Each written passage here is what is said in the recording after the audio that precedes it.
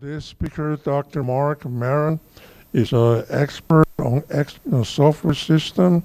He will give a talk on building software system, reliability, efficiency, security, cost, and the AI compatibilities.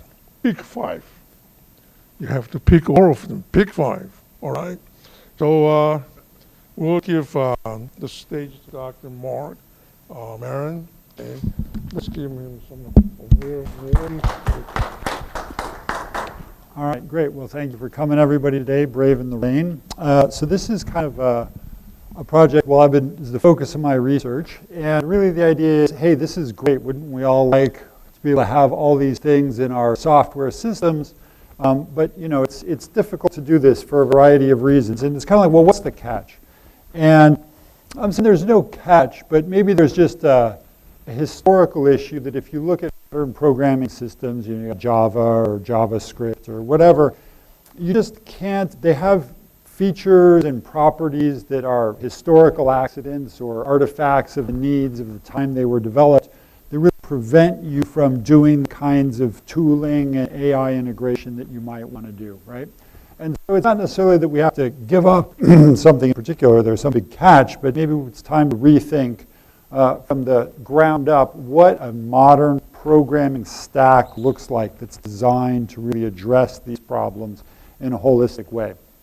And sort of my research agenda has focused on hitting this, from, like I said, multi-layer, mutually reinforcing ways. So it starts out with a simple, by construction programming language. It's designed to be the foundation for everything, eliminate entire classes of errors that you get in a language like C++ or even in JavaScript, and really build sort of a pit of success where rather than saying, yes, you can write correct software in any language as long as you follow this big checklist of best practices. We want to make it that doing the simple, obvious thing is the best practice. So rather than an explicit opt-in effort, you have a sort of opt-out. Good things happen unless you go out of your way to make bad things happen, right? Just as a design philosophy. We really want to lean on having support for tooling in the ecosystem. It's not just about writing code. It's about understanding code at scale, integrating code across teams and developers, bringing in AI agents and allowing us to understand what they're doing. We don't want to do this by manually looking at every line of code. We want to automate this process as much as possible. Right? Making development modular. Like the big shift in software development over the last decade has been away from teams building one big monolith and shipping it to smaller teams building individual components that get built up over organizations or in package management like PyPy or NPM and really reuse at scale, right? And this is, of course, supercharged when you have AI agents building components, hopefully somewhat independently, and you need to figure out how to integrate these things reliably. And finally, it's not just, I built some software, I need to actually run it, right? And running software at scale is hard. Things get disconnected, right? You have 95th percentile tail latency issues you've got to worry about. You have pod crashes, all this sort of stuff. How do you make a runtime that's designed to make ops, like the actual physical act of keeping software running and operational for customers, an easy and simple process as well? So how do we combine all these together to get all 5 properties we want? So let me start at the beginning, right? I said the language is the foundation of everything we're going to build. So the key insight of the Bosque programming language is I'm not going to try and be clever and add a fancy new language construct, right? That's not what was preventing me from writing a really cool static analyzer or a very efficient runtime in the past. The problem was programming languages had too many features, too many weird constructs, and too many gotchas, right? Too much complexity. And that was what was really preventing me from building all these cool tooling ecosystems. So we're not going to solve complexity by adding more complexity. We're going to simplify and take a very aggressive view of what we can get rid of in the programming language and how we can build a very simple, clean core. So I'm not going to go into a bunch of detail, but you can kind of think of, if you look at the history of programming languages and analysis and bug classes and all this stuff, A lot of things come from basic things like loops. Loops and looping make parallelization hard. They're a classic source of off-by-one errors. They introduce a lot of difficulty in generating inductive invariance and loop invariance for doing program analysis. They're just problematic constructs, so we want to get rid of them. Mutability is a classic issue, right? Tons of bugs, tons of performance challenges, tons of issues with verification. So we want the language to be all immutable objects and what's called referentially transparent semantics for people who are familiar with that term. And a funny one is determinism. Most programming languages for a long time said, oh, you know what, we want to allow a compiler engineer or the runtime library to make decisions about is this sort stable or unstable, right? That's just a good thing to do. Well, it turns out that this doesn't actually buy you that much performance, and it causes a ton of bugs and confusion and difficulty in formal methods analysis. So we want to get rid of this. We want to get rid of all these kind of basic classes of things and build a language that is, set up around simplicity, being obvious, having explicit asserts and data invariance, a strong type system, not a crazy type system, but just a very clean and simple one, right? Now the key thing is, I want developers to actually be able to use this programming language, right?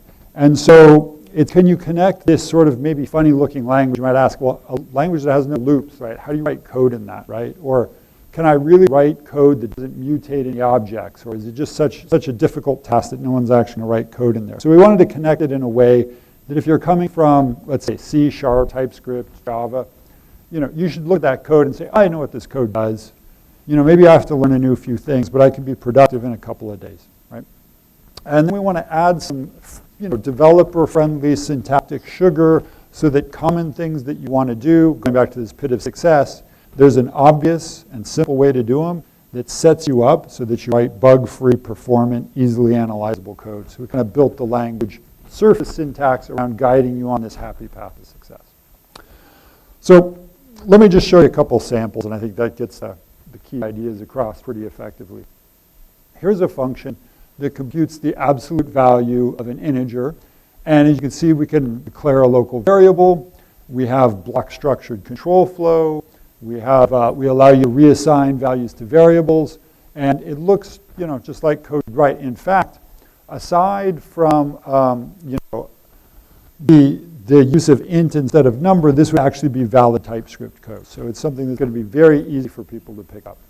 Right? As I mentioned, there are no loops. So instead of loops, we have what are called these sort of higher order functors. And again, if you're coming from like JavaScript or Java, you're very familiar with them. Rather than manually iterating over all the elements in the list, we have this function that says sum of, and it takes a predicate and returns true if any of the elements in the list satisfy that predicate. Right? Now this is very nice. Again, sort of this pit of success thing. Maybe not so much in this example, but if you're familiar with sort, sort is always my favorite example. It takes a comparator function. Now, sometimes people want that comparator function to return true if A is less than B. Sometimes that comparator function returns, negative numbers 0 or 1 if you want to, implement it that way. And so it's very easy, especially in C. 0 and 1 and negative 1 are all coercible to bool. So if you expect a bool, but you accidentally return or pass a function that returns a number, the compiler will be happy, code will run, it just might not do what you expect, right? So here, instead of just taking an arbitrary function, we've sort of separated out this special class predicates that are always going to return a bool. And so now you can say, look, this function expects a lambda that is actually a bool, right? And the compiler will complain, it will all type check, you don't have to worry about these funny implicit conversions, right? So just trying to make it easy for you to not accidentally do the wrong thing. In addition to the language trying to build in this support, we also have a lot of keywords and language support for explicitly specifying intent, not in comments or doc strings, but in executable code. So we have a built-in support for requires, like this is a precondition, so that you always check if a precondition happens. You can have post conditions, but you can also set these not to execute all the time, right? Maybe you only want on in testing or debugging, right? So you can tune this as a built-in language feature rather than having to write your own set of macros and debug asserts and build configurations, right? It's all built into the language. No need to implement it yourself. Another powerful one is object invariance. So what these will guarantee that is anytime you create a calendar event object, it's going to make sure that you didn't accidentally give it an empty name. The duration is always greater than 0 minutes. These are great for, catching little bugs here and there, but also for documenting. If you ever have a calendar event object and you look at the duration, what can you guarantee, what can you assume is always true about this duration, right? If you're in a language like Java, well, what does you do? Well, you have to go look at the, object documentation. Maybe there's a comment that says the duration is always positive.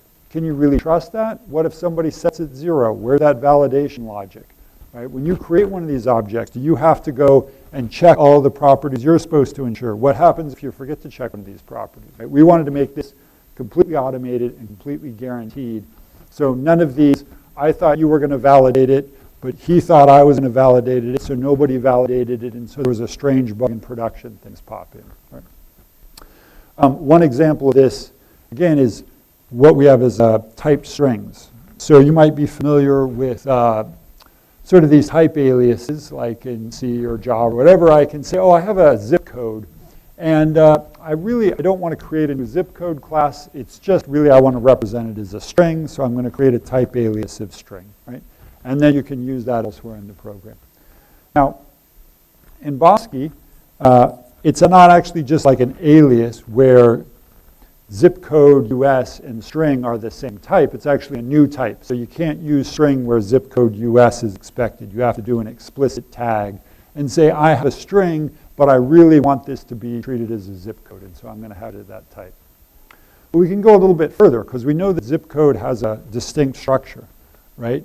So in this new type declaration, we can declare a regex what that structure looks like. And now if you go and say, try and create a literal of zip code US that doesn't match that structure, that's actually a compile time error, right? The compiler will say, hey, this is not a zip code as you've declared it, right? Dynamically, if you ever try and take a string and convert it to a zip code, it will automatically check that regex and report if that is a valid instance of the type you wanted. And this is great for a lot of things. If you look at like SQL injection, right? These are basically given by, there was a user input string that was expected to be of a given type. And somebody thought that was supposed to be validated somewhere. But along the line, someone forgot to actually do that check, and it eventually gets templated into a string that's passed to a SQL database, right? This is automatic for you, so you never have to worry about forgetting this kind of thing. And we can do the same thing with numbers, right? You can say, I have a type Fahrenheit that's an int, that's great. We carry over all the operations, so you get all the comparison, addition, and everything. But in these declarations, you can also attach invariants to them. So if you have percentage, and you want to guarantee this is between 0 and 100, you can set that as the invariant. And then some of your code, if you go and actually perform an operation that would create a percentage larger than 100, rather than, that silently propagating, failing somewhere, it'll raise an assertion right away as a runtime error, so you don't have to worry about creating corrupt data. Now, interestingly, if we look at the 2024, this, CWE from the MITRE Corporation, the top 25 software vulnerabilities they looked at in the year, 3 of them are, well, if the slides come back, we will see that 3 of them are not possible. Yeah, there we go. 3 of them are actually impossible because Bosque is a memory-safe language, so you can't have memory-unsafe vulnerabilities. But there are actually another 5 that basically, by default, by this pit of success, are basically eliminated by construction. You can still create, a SQL injection attack, but you have to go out of your way to do it, right? The other 2 are more sort of, let's say, system-level things and kind of out of scope. Although, as we see a little bit later, things like missing authorization, we're building tooling that will basically go and look and help you automatically identify these kind of common vulnerability that you might be introducing in your system. It's kind of a linter. So we can actually make progress on these as well. So this is pretty remarkable that even without anything extra fancy in terms of cool formal reasoning or AI systems, we're able to go and make significant progress on these like very impactful vulnerabilities in practice. Now, you might say, well, that's very cool. This is a neat programming language, but it has to interoperate with the rest of the world, right? Like it has to connect to other software systems. It has to live in an ecosystem where ugly languages like JavaScript are also popular, right? How does it work in this world? So to do that, we've sort of developed what we call API specs and versioning in Bosque so that you can specify what a Bosque program means and have it interop with this whole polyglot world. We can talk C++ code, Java code, build REST services, all these other things, but maintain this nice controlled structure around it. And so it's really interesting. If you look at most companies, the data and the APIs are one of their most valuable assets. This is a critical thing, right? But when we talk about programming languages, people often totally ignore, like, how do I make sure data is flowing to the right places? How do I make sure that data is getting validated before it's ingested into an analysis system? How do I make sure that, personally identifiable information is not flowing out to a public endpoint, right? So we want to basically look at how do we write a type and verification system for not just a single program, but for this larger structure, right? We want to lift this ability to reason about an individual block of code or a single system to a constellation of systems working in concert and be able to prove something end-to-end about this entire system, right? And so let's look at how we go and do that. So today, I can go to the National Weather Service, and they provide a very nice JSON-based REST API where I can go and connect to the service, and I can ask what the forecast for today is, right? It would be rainy. And if you look at their documentation, the current version uses something called Swagger. And Swagger just basically says, well, JSON, there's no notion of a type system or types or anything in JSON really beyond numbers and strings and byte buffers and records. And so there's no way to describe these things. So what it does is, let me give you an example of what I would return if you called me. And so if you call a forecast, this is a simplified version, it'll give you something like a low and high, and a wind speed that says 5 to 10 miles per hour is a string, right? I don't even quite know what to do with that. And if you look at that low and high, you might say, well, that's either a very cold day, if this is in Fahrenheit, but actually it says, oh, by the way, I stick a units property on there too. So you better make sure to check that as well. But this is an optional property. So maybe it's not there and you should assume it's in Fahrenheit. But in this case, it said, I'm going to trick you. This is actually in Celsius. So it's a really hot day instead, right? So it's got plenty of opportunities to forget to check things that are undocumented and just shown in some examples. So as you can imagine, you get a lot of fun bugs using this kind of system. And, so they are moving on to what's the current latest and greatest for RESTful service specification. They use Open API, and they have a 6,000 line of spec. And I'm just going to show you a little chunk of this. This is the spec they show you for what their weather API actually returns. And as you can see, it's almost all set up using basically dot comment. And there's a lot of fun stuff in here.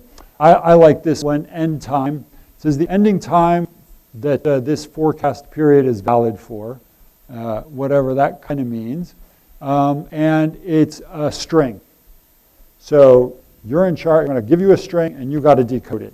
And it says its format is date time. Now, if you look elsewhere in the spec, that means it's encoded as an ISO 8601 time. So that's not too hard to decode, but still, everything's just getting passed around as strings, right? Just strings of everything. And it's easy to get things messed up. The other one I like a lot is this one that is name. And it says a textual identifier for the period as a string. But then it says, oh, by the way, this might not be present. So if you go ahead and actually assume that this is there, even though it says the type is string, not string or null or string or undefined or something, you'll get everybody's favorite, the forecast for undefined is cloudy with chance of rain, right? Whenever you see undefined in some output, somebody forgot to check for an optional property. The other fun thing is, example is Tuesday night. okay? So that hints to me that this is probably structured in some way, but who knows how? Is it Tuesday morning, afternoon, and night? Is it early in the evening? Like, what is the range? Is it always prefixed with a day? I have no idea. You know, it's just completely opaque. So what everybody does is they just hit the endpoint with curl for a while, kind of get a feel for what it does, and then hope for the best, right? That's not the way to build robust software. So what we wanted to do is say, hey, we have a great type system. We have this type system that allows us to precisely describe the shape, the meaning, the possible values for objects, give constraints on the values in there. Like if you get a temperature, you can really assume that the low temperature is always less than the high temperature. And this is encoded in some other doc comment that may get out of date with the implementation. This is actually checked at runtime for you. And even better, we can auto-generate all of the parsing and validation logic that you would need for a REST service from these type definitions. Interestingly enough, when Microsoft did a study of their Azure services, they found that one of the largest buckets of bugs was bugs in validation and parsing, right? That was probably one of the biggest sources of just full-on 500 errors coming into the system. So we can automate all of that and make sure you don't have to write buggy parsing logic ever. Okay, so this is really cool. We got this great platform. We can build software that's not surprising. We can build these clean APIs that are really descriptive of what's going on. We can plug them together, and now we want to start building this vibrant ecosystem around them. And this is what I'm really excited about. This is we've been able to start working on this in the last year, and I think this is where, you know, it's not just the potential, but the actual sizzle and the steak are coming together, as they say. So the first thing I want to talk about is something that I've had several students working on in test generation. So there's Seif and James. He was an undergrad. He graduated. And Kenneth, as a master's student, have all been working on this. And this is really cool. So as you can imagine, testing is important, right? I'm writing a RESTful service. And, you know, nobody likes writing tests. It's time-consuming. It's kind of boring. And after you've written about 3 tests, you kind of start, it's difficult to kind of come up with, well, what is the next thing that I need to do in order to get more coverage, right? And you end up with this game where you're kind of having trouble coming up. You've written the obvious tests, and coming up with those extra corner cases is hard. And so, you know, oftentimes tests only cover the obvious expected outcome. They aren't testing the actual unexpected things where the bugs are. So you're not actually exposing that many bugs, even though you get good coverage, right? And even worse, once you've got a big test suite, you know, actually maintaining and keeping up this test suite up to date and sort of doing all the engineering work around it becomes a bigger and bigger time sink. So it's a real hassle for everybody. Right? And this has become particularly challenging when we're talking about, you know, the service-based world, where in the past, when I had a big monolith, I would start up my big monolith, I would run all my tests, and that was great. But you can imagine, like with this National Weather Service example, well, what if I had an application that first checked the weather and then made some other decision? Well, how do I test this application? Do I just call the National Weather Service? Well, in that case, my test is going to behave very differently any day of the week I run it, because the weather changes every day, right? Do I go and actually try and stand up my own fake testing National Weather Service so that I can run my test against it? I mean, I'm basically probably building more code than my original application was. Do I go through and manually write a bunch of mocks to do this testing, right? Which is, you know, tremendous amount of work. And so what ends up happening is everybody's favorite development methodology. What do you do for testing? Well, we just test in production. You know, we push it, and if our dashboard goes red, then there must have been a bug, and we revert as quickly as we can. Right? So what do we want to do? Well, we want to say, let's automatically generate tests, right? That would be a much better plan. And so it's a well-studied problem. People have done test generation a lot. It's a cottage industry. You can do white box testing, black box fuzzing, LLM-generated tests, mutation testing, you know, you name it, lots of stuff. But the unfortunate thing is it's kind of not been very practical, right? Low coverage is pretty common. They, again, fuzz a lot of common stuff and oftentimes just fuzz your parsing logic, but don't actually test your application very well. And as a result, we haven't actually seen that much adoption in practice. Like if you looked, state of the art is maybe 60% line coverage, where really, kind of a good rule of engineering thumb is you want 80% coverage to have a good test suite. And so how do we get from here to there, right? Well, there are two problems. One is, hey, can we generate an input that matches one of these complex specs, right? This application takes in something more interesting than just a string. It takes in this structured data thing. And the other one is these APIs, they can take in large data values, right? It's not just two integers. It's a forecast object. It has lists of temps and various clouds and all these other things. These are very rich semantic objects. How do you generate a thing that does this? Right? So what we did is we actually combined a couple of existing testing techniques. So the first one is we looked to LLMs and we said, look, large language models, if you ask them to generate an entire forecast object and lots of diverse forecast objects, they kind of lose coherence, right, over these long scales. And they will not generate good large tests. And their diversity of inputs will taper off as you repeatedly sample, right? They'll kind of start, just like humans, they'll start generating the same kind of tests over and over again. So we said, let's focus them on a very specific problem. Rather than saying, I want you to generate a whole temperature object all at once, we'll say, I have a problem. I want to generate a temperature object. It has two fields, a low and a high, right? And can you generate some good values for low? And the LLM is really good at that. So -10, 0, 42, those are all good sounding low temperatures. And then we'll say, can you generate some temperatures for high that are going to be in the same object? And it says, yeah, I can do that, 32, 60, and 80.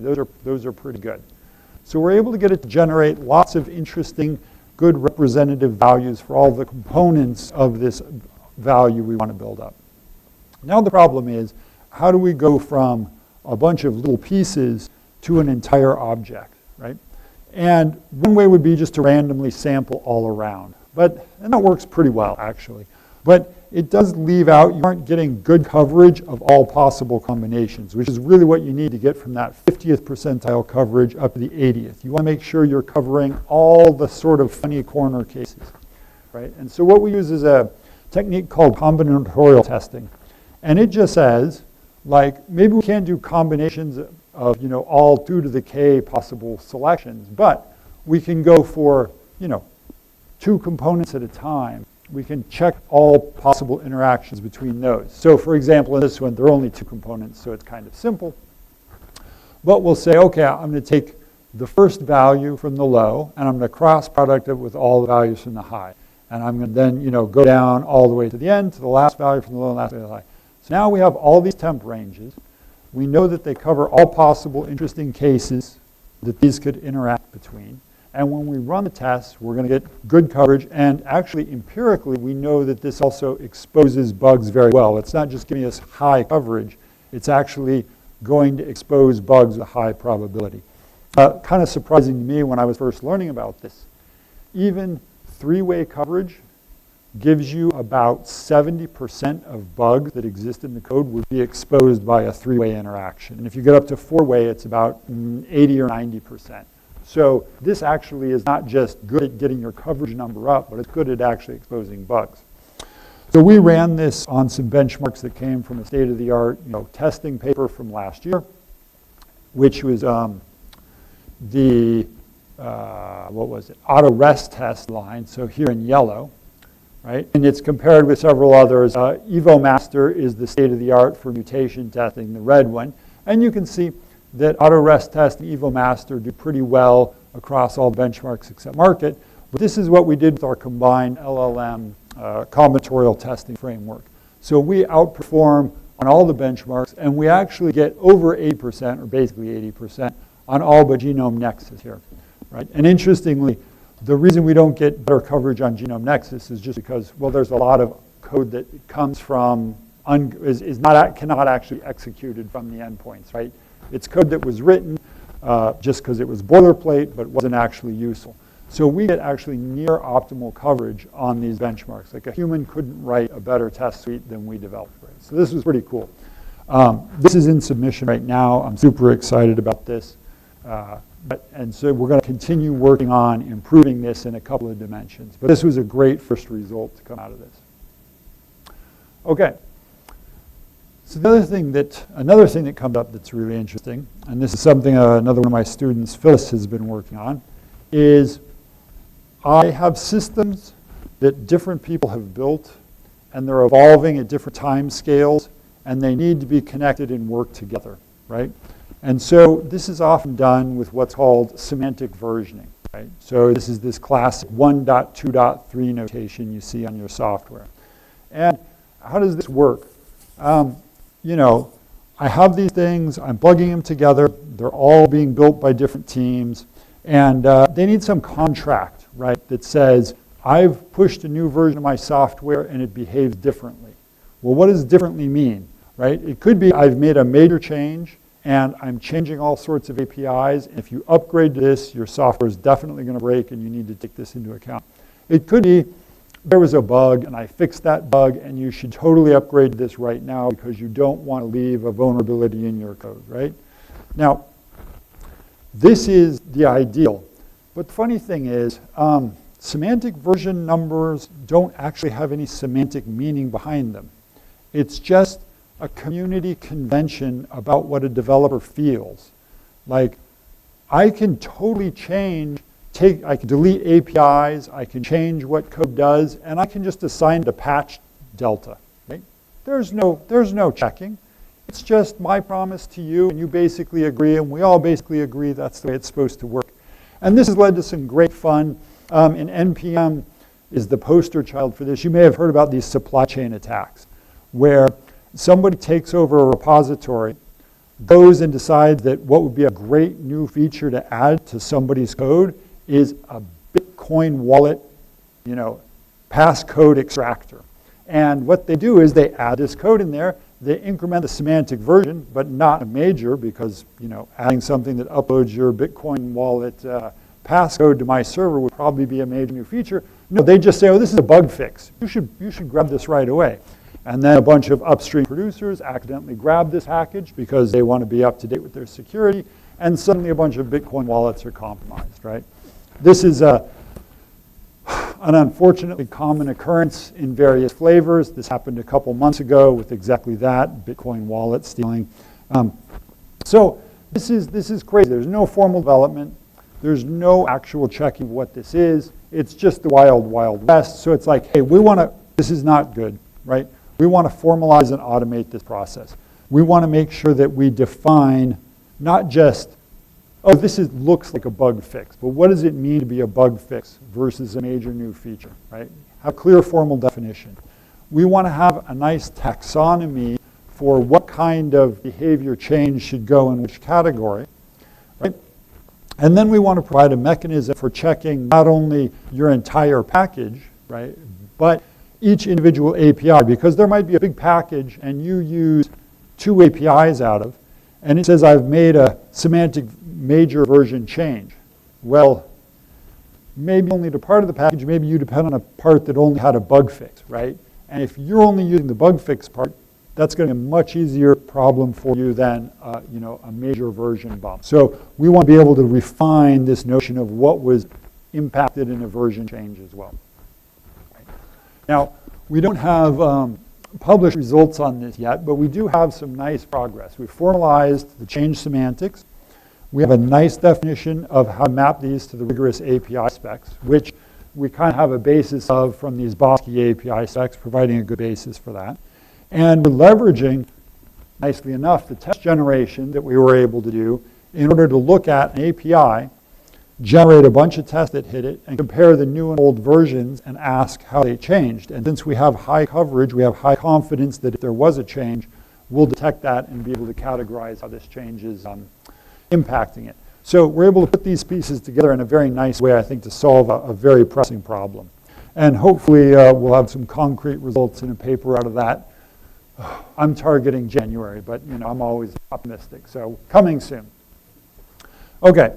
Which brings us to the third thing, which is, well, hey, runtime deployment ops. This is critical. And this is something that Anthony, one of the undergrads who's working with me, has been working on. And this is a very interesting and I think often overlooked kind of problem. So there's a lot going on in deployment and ops, but we're looking at one specific topic, which is performance. You say, well, what's the performance of a service? You know, is it the throughput of a single server, multiple servers? Is it the average fastest time to complete one request? You know, and usually when people talk about like this is a high performance language, they're kind of looking at this, what is the fastest I can possibly execute some benchmark, right? They're looking at max throughput or max completion time. But interestingly enough, people don't care so much about max performance, right? All I care about is good enough performance. If I do something in less than 1/10 of a second, a human probably doesn't notice.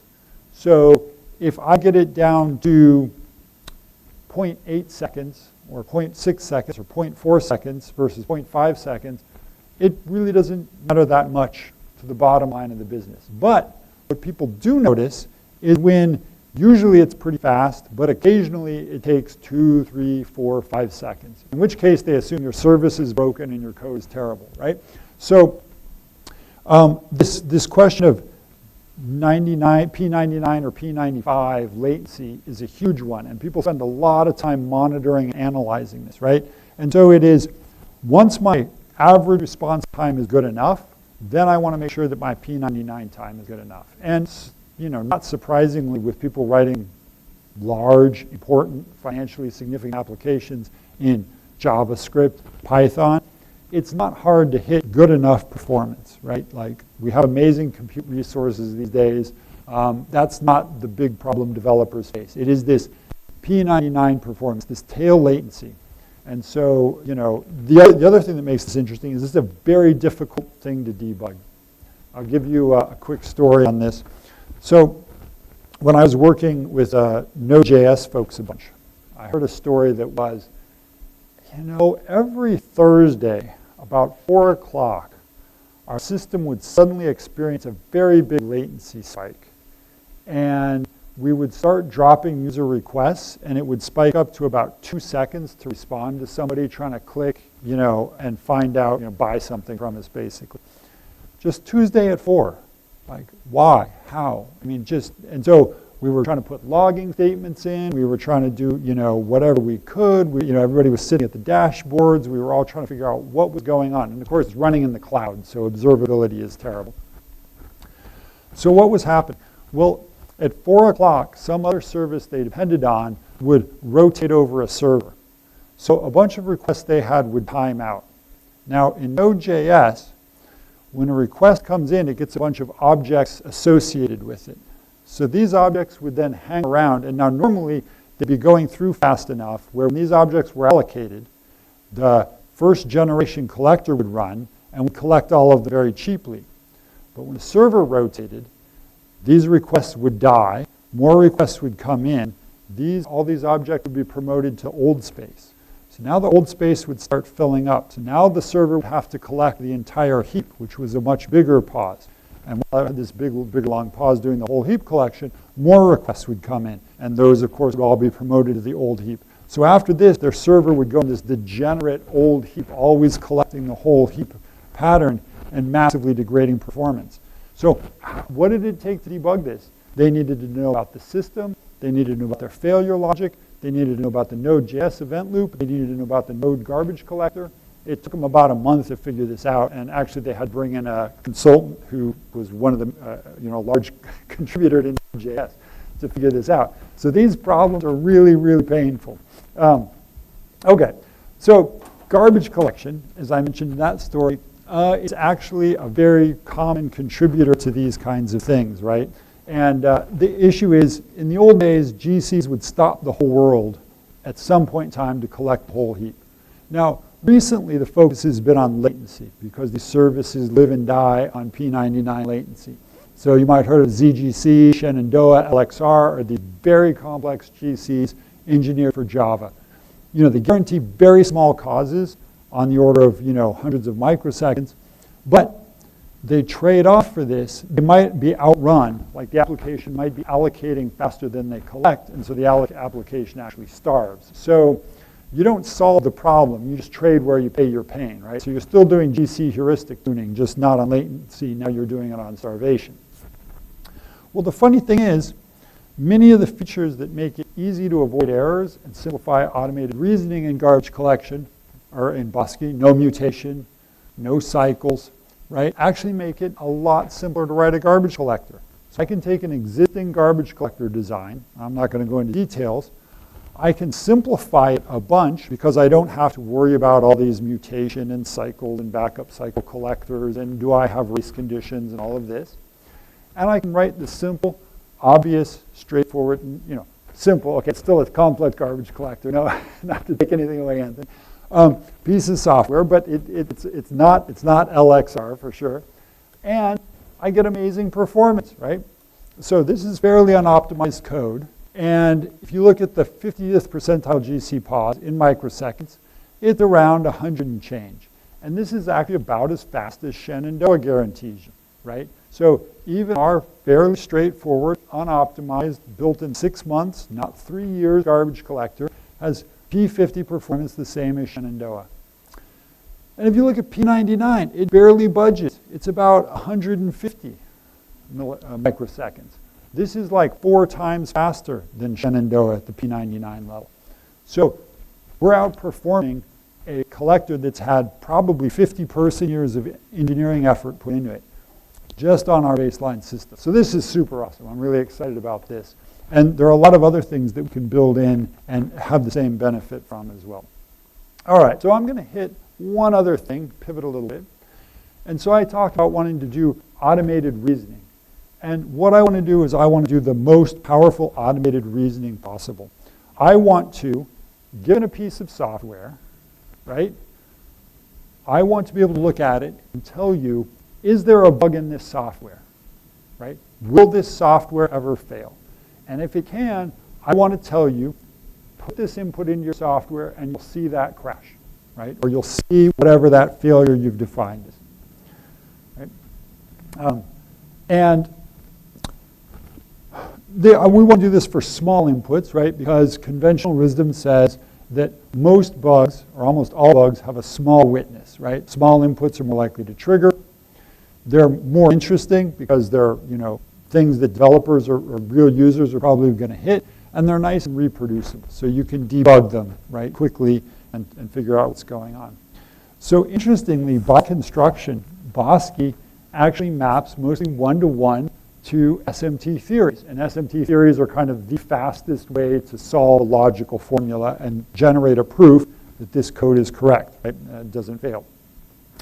So let me just show you, for people who are kind of interested in, I'm happy to talk about this more offline, but if we take our absolute value function, I can take this and I can translate it into this formula in first order logic, which has exactly the same semantics, and I can solve and prove properties about it, like saying that, let's say, the result of abs of x is larger than x for all x, right?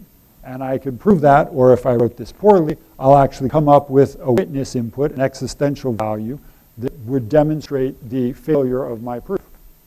And so I can do this, and I can say, let's take an application. So I took a database application from an old version of Spec JVM. I rewrote it in Bosque, and I said, let's do exactly that. Let's take this code, let's run our checker, and for each possible runtime failure in the code, let's go and generate a proof if that can happen at all, or if it's impossible. And you see, well, you will see real quick. I will pause when it's to the end. It goes, and it said I checked if, this particular line process previous, there's a possibility like indexing out of bounds in an array, or dereferencing basically the trying to get value out of an option object that has no value, right? Does this fail? And it will prove that this is impossible in about 800 milliseconds. And if there were an error, it will go and actually extract the value that produces that error. So this brings us to the last thing. Well, we got this really cool set of proof verification specification methodologies. These are really handy for helping people avoid errors, but they can also help AI agents avoid errors, right? So here's a classic thing, MCP. Everybody loves MCP. The S in MCP stands for security, right? Because there's no security, and agents will do whatever they feel like, and you have no trust in what they do. So suppose I was like, I wrote an MCP agent, and I'm going to allow you to pay your bills with it. Would you trust an AI agent with his API in your bank account? It's just going to go send money from your bank account to somebody else. Not really. I wouldn't do that, right? I mean, if you do, let me know, and I'll send you a nice text that says you owe me $10,000 for lunch, and we'll see what happens, right? But with Bosque specifications, we can do an easy like runtime. Hey, if amount is less than some payment limit or greater than some payment limit, don't send it. You're not allowed to. So maybe you could send $10 accidentally, but not 10,000, right? Similarly, even if it's not something that would be a disaster, you can, might have some rules that you want to encode, like schedule meeting time. Well, how it's 4 a.m. on Saturday, okay? No, probably not. But if it thinks you're in the same time zone I am and you're in Europe, it'll go ahead and do that, right? So we might want to have some maybe soft check, right? Like, hey, if you really need to schedule a meeting at 4 a.m. for somebody, that's not necessarily wrong, but it's preferable to see if everybody's in working hours first. If there's a solution where everybody's in working hours, let's do that. So the great thing is, these API specs that we had provide a sound sandboxing and guardrail environment. If you have an agent that writes code against Bosque specs, we can guarantee that at runtime, if you violate a specification, we will abort that, and you won't send the money, right? Or you won't schedule a meeting with, your VP at 4 a.m. They won't like that, right? Well, interestingly, since we have this Bosque verifier, we can also go and run the verifier and ask, would this proposed plan of action violate any API invariant before we even start running the code, right? So we don't even have to propose a solution that won't work, start running it, and then say, oops, we can check it and say, this is not going to work, go back and try again. What I'm really interested in is we can actually expose this as a tool. In these recent agent frameworks, you could actually take the agent, you can say, by the way, while you're generating the code, if you want to go and call that transfer API, let's go and check if I've satisfied all the preconditions for the API first. The agent can actually go during code generation, ask the API if this will work. And the checker can come back and say, no, you haven't actually gone and verified that that amount is less than the transfer limit, right? So it can take that into account as it's generating. So now it has the ability to online introspect and respond and improve before it even completes generation, right? And you can integrate this in a reinforcement learning feedback way. So I'm super excited about, both where we are and where we're going. And, I guess we got a lot of the cool fundamentals in place, like we've got the system built up. We're starting to show some of the cool possibilities actually being practical and being realistically realizable. And I think there's a lot of neat opportunities here for AI integration, continuing academic innovation, but also in actual industrial uptake. Like I think a lot of these things hit real pain points, massive problems that production developers face. So let me see, I got some links on a couple of the papers that are in publication and related, and we're doing all of the development on GitHub too, so people can check it out or ask questions or whatever there as well. And of course, I love to talk about this, so if anything's excited, you guys can make a long trek over to Hardiman where my office is, knock on my door anytime. I'm always happy to chat. And I think that is our time. We've got a couple questions. Yeah, nice talk and everything, but I'm going to give you a little bit of grief. I like it. So go back to your ABS example, Sorry, which example is this? the absolute value one that you had. This? Yeah, there Yeah. you go. So that's not correct. In what sense? It gives incorrect answers. For what value? or the maximum negative value? Aha! Okay, we have a pit of success. Bosque is defined where int min and int max are the same and actually cast to nat as well. So we have built the language exactly to avoid shooting yourself in the foot. Great things. The regexes are denial of service free. Like we have made it as much as possible, somewhere where good things happen. You don't need to worry about those funny extra little cases that blow up in your face. Okay, then where does that get checked? That gets checked on integer creation and arithmetic. So all arithmetic operations Are check checked. that? Yeah. Okay. We pay performance. Lot of overhead. for us, Questions? but I like it. Yeah, it's good. If you have 12, you can leave now.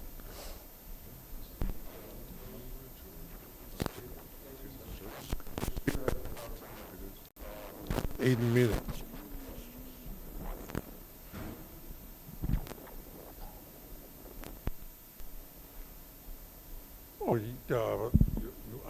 I'll make sure that is mentioned. I have a question for you, all right? Now, it's hard to measure reliability, efficiency, security, but we can easily to estimate the cost and the bug fixing capability. Okay, but do you think that the bug fixing part can be done by AI? Yes. Well, this is an interesting question, and so this is something we're trying to look into a little bit. And so philosophically, I kind of disagree a little bit with a large part of the community. So I don't know if people are familiar with this SWE bench. Okay. So kind of the way people like to do this is they say, let me just go, I've got a bunch of GitHub issues that are bug fixes. And this is the automated program repair approach. And I've just gotten from repositories and a patch that's a bug. And then I go and I show the agent, here's the repository, here's the bug report, fix the bug, and then I run all the tests before, and I run the new tests that are supposed to show that the bug was fixed, and if the new tests pass, then I say the bug was fixed, right? And I really don't like this for two reasons. One, it's very well known in the community that tests are woefully underpowered for actually determining if a fix was correct, right? There's a very famous paper from the early 2000s where they used genetic algorithms to fix bugs in GNU C libraries, or the utils, right? And they're like, we're able to fix 90% of the bugs reported in the GNU utils using exactly this methodology. Tests pass.